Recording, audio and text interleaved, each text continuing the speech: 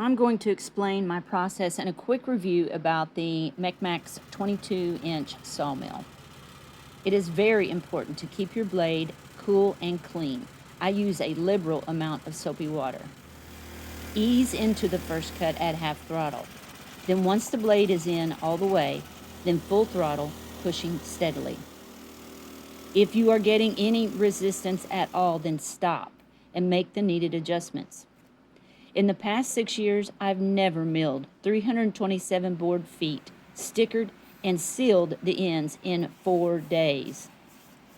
I treat each board with bug killer. I run a dehumidifier and fans to dry the boards. When they are around 8%, I will begin working with them. I let my saw run while I am loading on another log.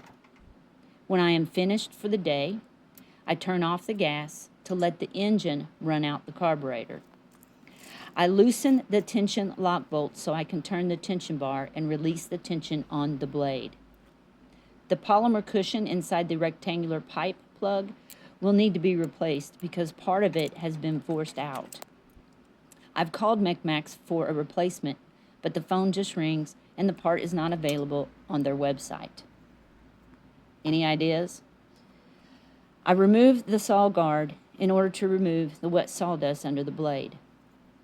I only used the one bolt because the one on the right is a pain to remove. I put it back so I don't lose it. I removed the set screws and I pull the blade out of the guide assemblies so I can push the aluminum saw blocks out into the palm of my hand.